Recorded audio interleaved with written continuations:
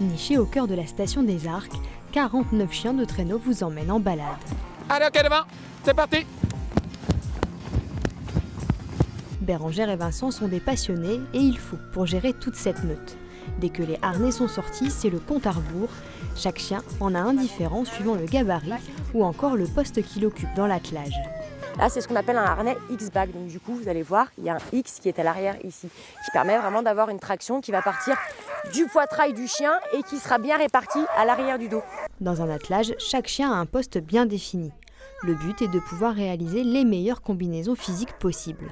Les chiens qu'on met ici le plus proche du traîneau, c'est ce qu'on appelle les wheel dogs. Ça, c'est des chiens bien costauds, de bons gabarits. Et leur rôle à eux, ça va vraiment être de venir décoller le poids de base du traîneau pour lancer la glisse pour les camarades. Les chiens ensuite qu'on met juste devant les wheel dogs, c'est ce qu'on appelle des swing dogs. Ça, c'est des chiens qui ont le même gabarit et qui courent à la même allure. Ceux qu'on met juste après les swing dogs plus haut, c'est ce qu'on appelle les point dogs. Ça, c'est des chiens qui sont en formation pour être leaders. Et le rôle justement des point dogs, c'est de venir indiquer à la suite de l'attelage les directions qui vont être prises par les chiens de tête. Ces animaux aiment surtout le froid. Pour eux, les températures idéales se situent plutôt entre moins 15 et moins 20 degrés. Pas besoin donc de petits chaussons pour protéger les coussinets. Voilà, on serre. C'est bien mes petits loups. Ce jour-là, une famille en vacances vient s'essayer au traîneau. Le moment pour Bérengère de présenter ses chiens. Voilà notre équipe de canailles. Hop, ça. Mais aussi d'expliquer le fonctionnement de l'engin. C'est des traîneaux qui sont fabriqués en bois et pas n'importe quel bois, du frêne, parce que c'est un bois qui a l'avantage d'être à la fois et très souple et très résistant. C'est parti pour une balade de 5 km, un moment au calme, loin des pistes de ski. C'est cette ambiance que cherchent désormais les clients.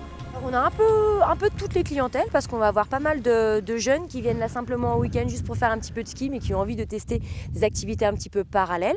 On a pas mal de familles aussi qui ont envie justement de partager un moment avec les animaux en famille et de plus en plus de monde, comme pas mal de stations françaises je pense, qui viennent en station de ski mais qui n'ont pas forcément envie de skier.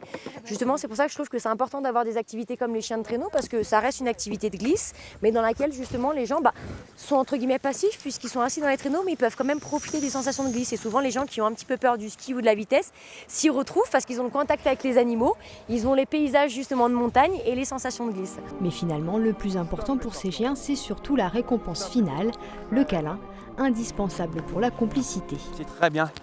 Oh Didi mon Deki, oh Didi mon Deki.